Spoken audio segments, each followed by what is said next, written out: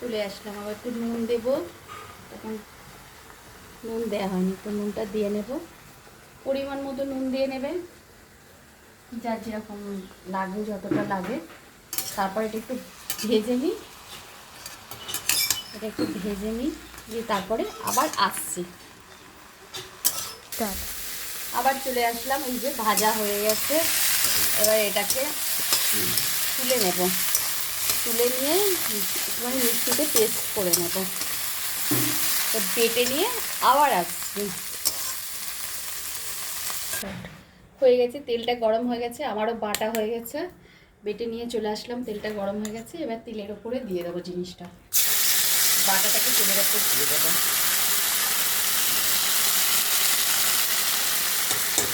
তারপরে একটু ভাজা ভাজা হলে এটাকে তুলে নেবো, একটু ভাজা ভাজা হলে এটাকে তুলে নেবো।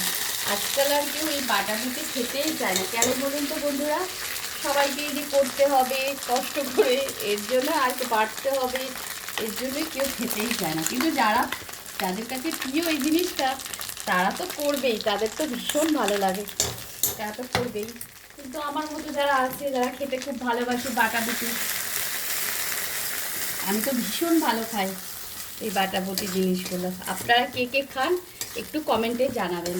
বাই বন্ধুরা। এবার এটাকে একটুখানি নেড়ে নিতে হবে, এটা শুকনো শুকনো হলে এবার এটাকে নামিয়ে নিতে হবে। এর মধ্যে যে মিষ্টি খায়, একটুখানি সামান্য একটুখানি মিষ্টি দিতে হবে, চিনি দিতে হবে।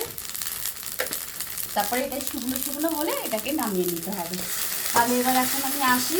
বাই বন্ধুরা, তবে চলে আসবে খাওয়ার জন্য। বাই।